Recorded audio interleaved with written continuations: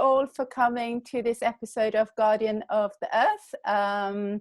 Today we have with us Sarah, Maddie, Gaia and Luca to do an interview with us about the positive impact of the pandemic that is going on at the moment. My name's Tze Ching and I am the founder of Jake and Maya, which is a sustainable kids fashion brand. Sarah, would you like to introduce yourself first to us? I'm 10 years old and I do a website with my two friends, and we've made a group that in our church, in our town, we get together every month and do an activity to help the environment. And last time we learned how to sew so that we can fix things instead of buying new ones. Great. Maddie? Hi, I'm Maddie, I'm 17 and I'm just really interested in sustainability and veganism and how that can impact our environment positively. Great. And Gaia? I'm Gaia, I'm 13 and I enjoy helping the world being more sustainable and yeah. And Luca? Hi, I'm Luca, I'm 17 and I advocate for veganism and other sustainable things and try to do my part. Cool. So obviously, how are you all coping? So you all, most of you are here in the UK, but we've got Gaia who is in Singapore actually with us, which is really nice. How are you all coping at the moment with the pandemic, you know, with the lockdown and everything? Are you guys all right? Yeah, Right. I think so. Yeah. Finding a way to get busy. Yeah. And how are you doing over there in Singapore, Gaia? Are you still in lockdown as well? Yes, until June, I think. Okay. Well, we're allowed to go out for walks and stuff. So. Okay, but no school like here. Cool. Right. So obviously this pandemic has been quite terrible. It's been going on for months, and it's had a lot of people have died. A lot of people are very sick, and caused a lot of financial difficulties for people as well. But we have seen some very positive impact as well as far as the environment goes.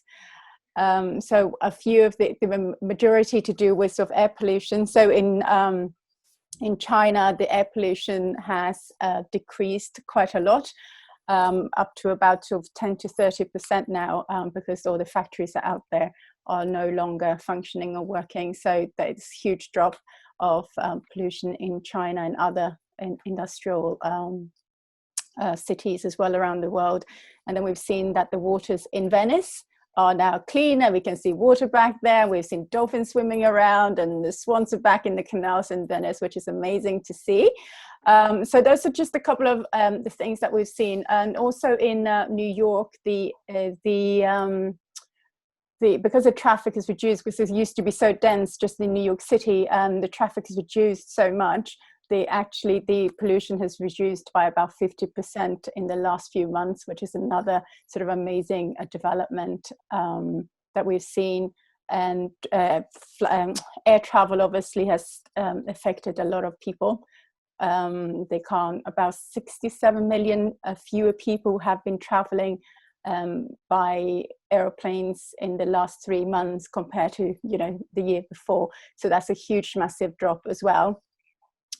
What other things have we seen? So I think that generally it's just less pollution and less energy is being consumed as well, because people are not going to offices, to school. So the commercial energy consumption has gone down a lot. We're now using residential energy, which tends to be much less, and also it tends to be much cleaner as well. So that's another positive impact of this whole pandemic.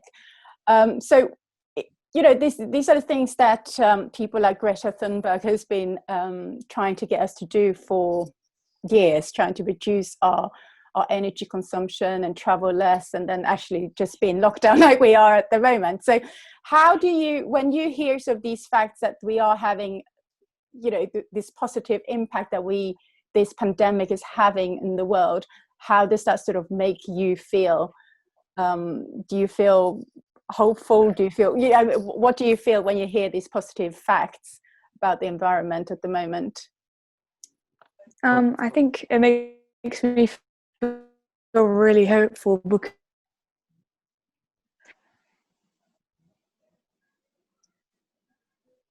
did we lose Maddie there? I think we did. I thought that was me for a second. No, I think it's all of us. Maddie, do you want to try again? I think it's my internet connection is unstable. I'm sorry. I'm hopeful that people are finally starting to see that we don't have to be here on Earth for the Earth to flourish.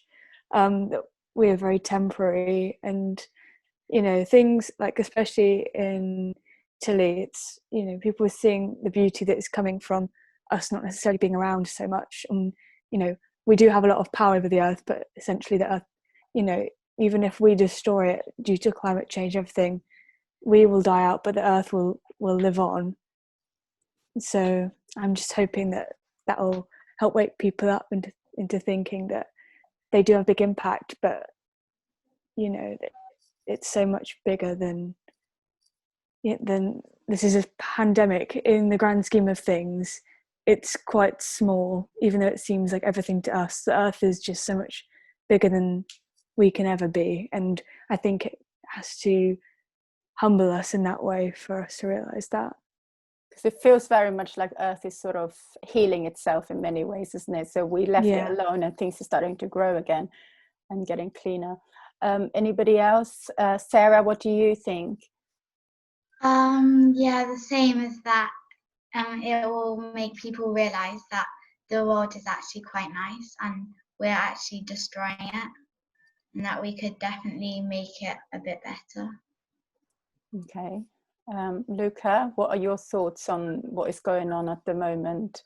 It's I'm quite hopeful because we could use this whole COVID-19 as a case study to show how we can adapt and change if we really need to. Governments have pumped money and effort into stopping all these systems to help save people. However, when science says that if we do not stop, climate change, we will see deaths much higher than COVID will ever reach. But because the impact isn't right then and there, and it's kind of in the future in a few years, the governments don't seem to want to do anything. But we can show them now that you already did it. It's possible. We can close airports. We can do all this stuff, and it's about time. So it's a really good case study for our generation to use in the future when trying to advocate for cleaner air. Yeah, because they actually say that with the reduction of the air pollution at the moment, it may be, effectively saving more people's lives than, previously. We just don't see that as an effect. It's actually saving more people than the pandemic may be killing, because air pollution is, and also the environmental change has got a big impact on us, and actually, it kills people. And then I think there is some certain people that say actually with all these changes we are saving more people than the pandemic itself is killing. So Gaia, finally, what are your thoughts on this? Well, I agree with everyone that we are hopeful and happy, but it's also kind of disappointing how it came to the COVID-19 to start changing the global warming and pollution and other stuff like that. That it changes only because we're in lockdown and we can't do anything else in lockdown. So do we think it's possible to keep this going once the lockdown, because in Singapore your lockdown is ending in just 3 weeks now, I think, and for us hopefully as well soon. So how do we keep this going, this positive impact that we've had so far on the environment with the lockdown? Because obviously we can't be in lockdown forever. So what do you suggest that we could do, or what can you see could happen when we come out of this lockdown to continue? Realistically, government will try to put us back into where we were before, because that's the comfort the comfortable place. It's where governments make most money, and that's really what they want. But I seriously don't believe anything will happen anytime soon. It's kind of ironic that our self-destructiveness actually caused COVID-19. It's the exploitation of animals in Wuhan, China, and our general self-destructiveness managed to spread it so fast. But I don't think anything will happen anytime soon. But on long term, I believe that we could, as I said, use it as a case study and try to show people how we can adapt. But is it enough to use it as a case study? So it's almost like we need to take more immediate action to make sure. Is there anything we can do to make sure it doesn't go back to normal? I mean, what will you do, personally, for example, to stop it going back to normal? Can we do anything? We could spread a message to everyone so everyone can hear, and they can start changing the way they live and adapt. As we are all adapting to lockdown, it means you can adapt to practically anything. Because it's shown that, hasn't it? Once we're forced into adapting, we can actually do it. I mean, we're still all here, we're fine. Anybody else, what do you think was the next step forward once out of lockdown, what we can do to improve the environment? I'm hoping that people will recognize that, we can come together all on something like this, and, looking after the elderly people and other vulnerable groups, and that we can come together in a similar way and recognize that things like this, they do bring us together, and that if we're going to reverse the effects of global warming and everything, then we will need the same community feeling. And I'm hoping that, we've already seen significantly more support of the NHS and different views towards people in what we'd maybe not consider the most prestigious jobs, but we now realise are, such essential jobs and essential workers. And recognising what's really important to us, and I'm hoping that will extend to when we do receive more news about where the state of the earth is going, that we remember what actually is important. Like, do I need to be taking my car to this, that and the other place just to pick up something from the shop which is in plastic packaging that I'm not really going to get a good use out of anyway? I think it will just be important for us to remember what is really essential and what we really actually need in our lives, and how that can have a greater effect on the earth than just one thing in our day. Has this pandemic, do you think, changed in the way you're thinking about your impact on the environment? Because you're all quite sort of conscious of the environment already, but has this pandemic changed you in any way, do you think? I think, as I said, it's made me sort of realise what's more important things, and do I need to be going to this place to do this thing that isn't, is only going to benefit me for like an hour, but it could have more detrimental effects that can say build up and take years off of generations because of the pollution or what have you. I think again, just realizing what actually is important to me, and how being impulsive and quite frankly selfish is not going to get us anywhere. Okay, Sarah, how has this affected you in terms of what your environmental work?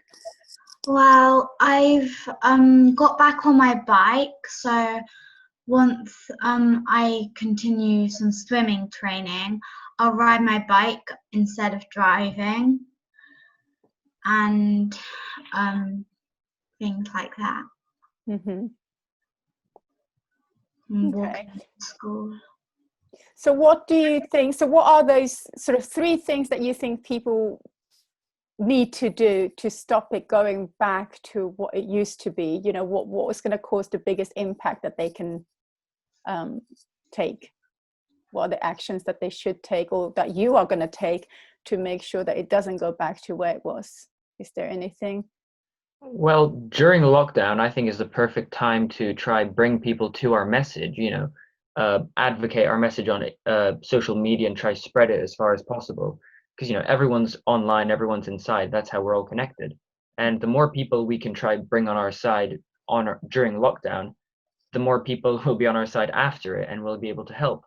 And, you never know what these people could be. They could be small business owners, and they could be influential people in other businesses. So at the end of the day, we can try spread our message even now. We could send emails to different businesses and different people, because not many people have much to do. So they probably will sift through these emails. Mm-hmm. And, we could advocate our message. For example, there's a lot of anti-vegans on Instagram and TikTok and all these other social media. And you can try use this, lockdown time to, explain and try explain why this makes sense and why that doesn't make sense. And is that something that you do quite actively on social media? I should do more. That's. What about you, Gaia? What do you think, what are those sort of main things that we should take action on at the moment whilst in lockdown to prevent it from going back to what it was? Well, we can find ways to reduce our carbon emissions, unless you live really far away from a certain place that you have to go every day, like school. Mm-hmm. My school is more than 24 kilometers away, so I have to take a car every morning.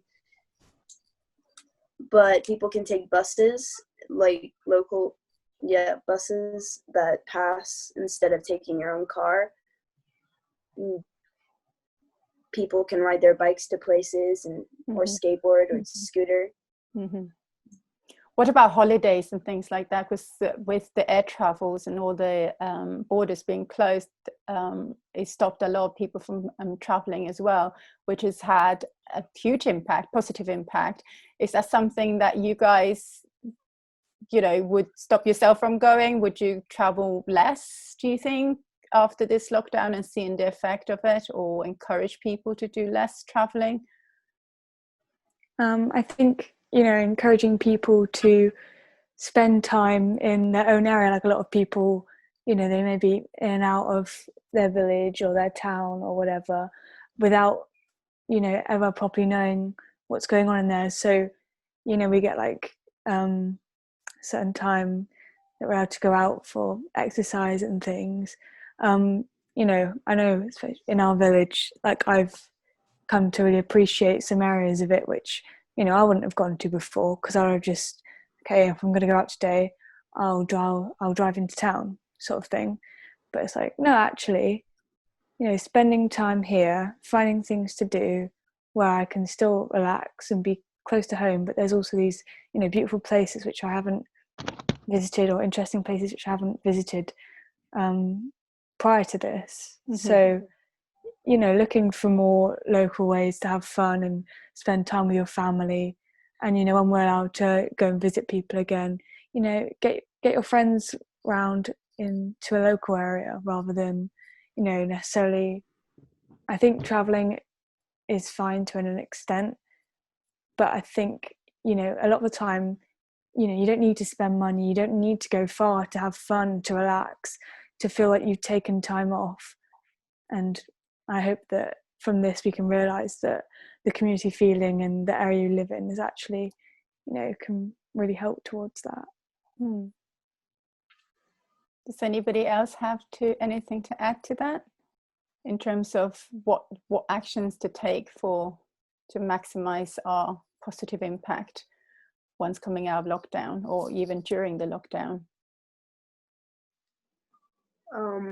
Maybe you can start exploring inside, like from Maddie's point, start exploring the place you already live in to the limits that you have, but you can start exploring and maybe find some places that you want to hang out with your friends or family.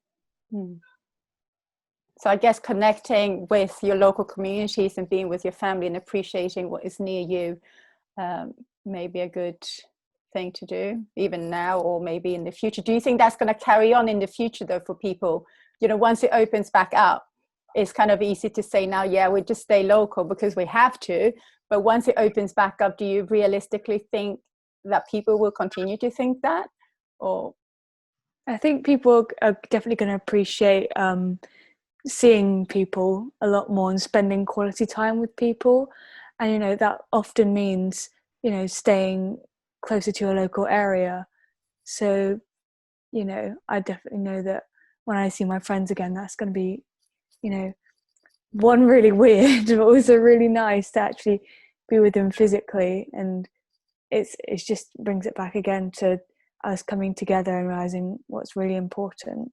It helps people remember that you don't need to go to Spain and Italy and Greece to have a good time. You know, you just need the right people around you. And I think we can all relate to that more now than ever. Yeah, because that's all we have at the moment, isn't it? Before we go, I just wanted, because I know that a couple of you at least are vegans here. How does that affect the environment? What sort of, can you tell us a little bit about that? Because that's obviously something that can continue well out of lockdown as well, to have a positive impact on the environment, what we eat and what we wear and all those things. So do you want to tell us a bit about that?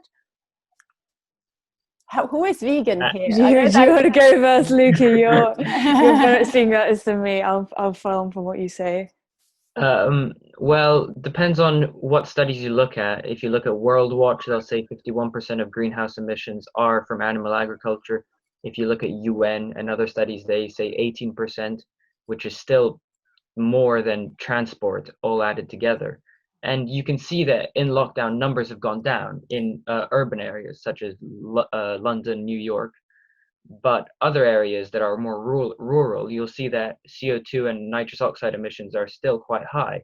And that's because of animal agriculture and how impactful it is in the environment.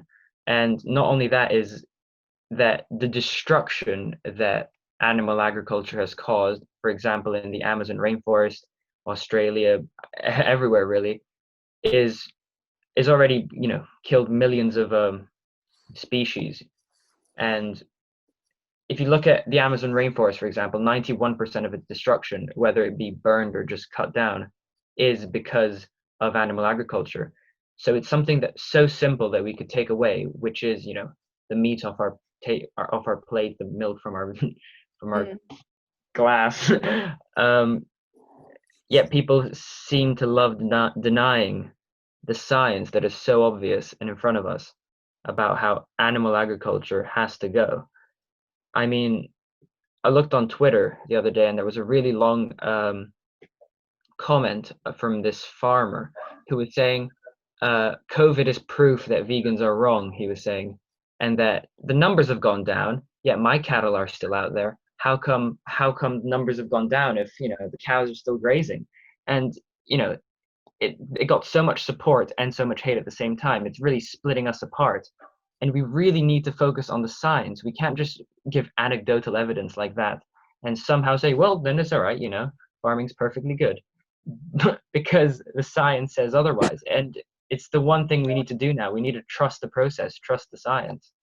So I guess the numbers will still go down whether they are out there grazing or not. But, you know, maybe if the animal farming was not happening, then the numbers will be even, you know, further reduced than it is now. Yeah, exactly.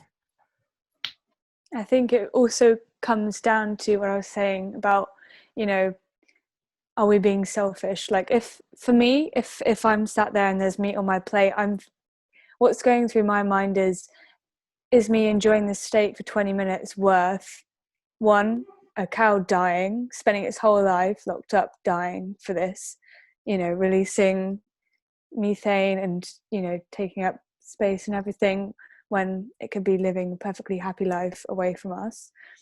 And, you know, is this 20 minutes of me enjoying this worth the destruction of our environment?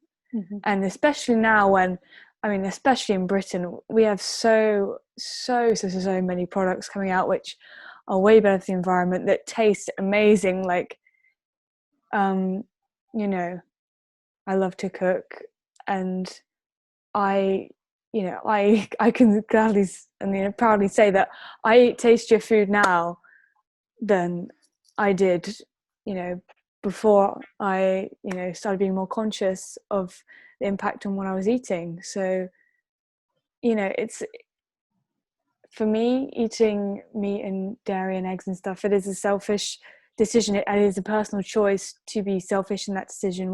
When you have the choice to, choose the plant-based option or choose the option that contains animal products, you are choosing to, you've got to assess your morals with every meal. It's 3 times a day, and every time you snack as well.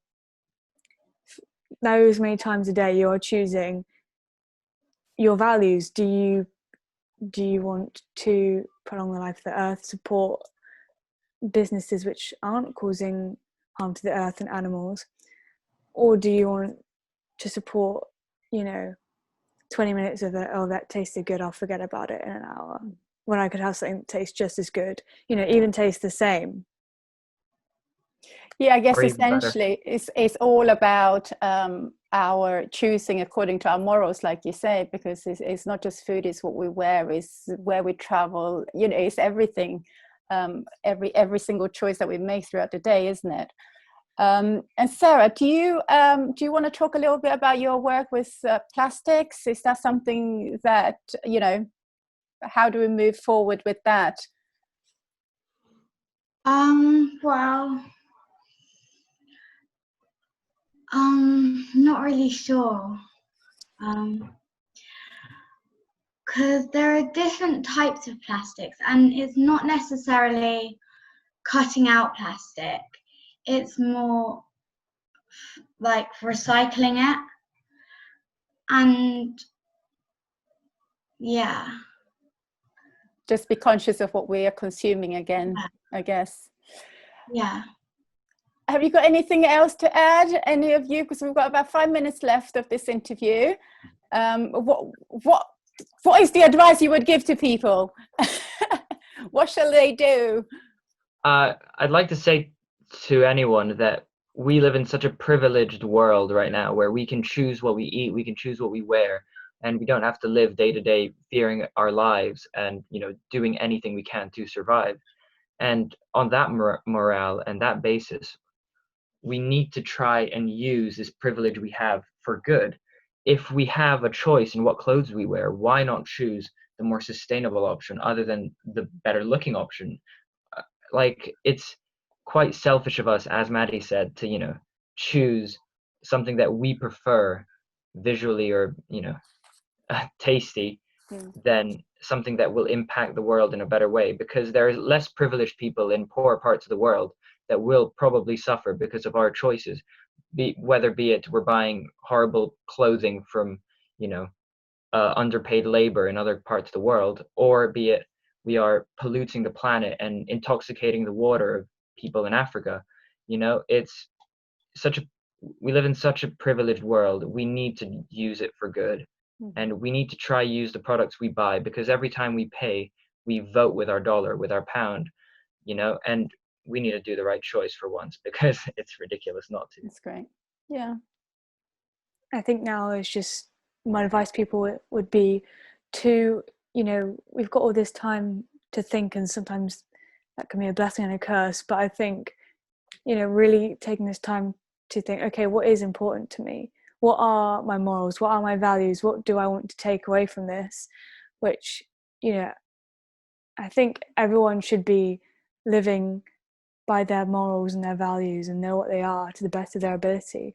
And if for you, looking after the planet, looking after people, keeping your family and friends safe, and wanting to, especially for our generation, if you have ever considered having a pet, having children, or wanting to go places, and go places like the Great Barrier Reef and all that when you're older, the decisions that you make now and that you are encouraging your family and friends to make now, that is directly correlated to our future. And so really assessing what you stand for in these times, when we've got this time to think, there is no better time to do that than now. It's similar to the quote where it's like, the best day to plant a tree was 10 years ago, second best time is now. It's the same with assessing your values and what is important to you. Yeah, I totally agree. Gaia, you were talking about before about the Great Barrier Reef. Now Maddie mentioned it, because that's somewhere you want to go, isn't it? And you mentioned in the previous interview that we did. Yeah. So how do you feel?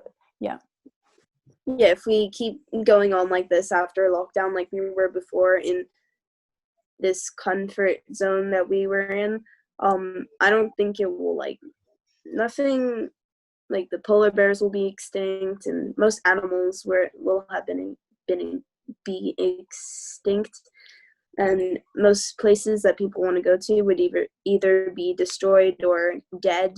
It really depends. And if people don't see this, that, like, if people keep denying it, it will never change that.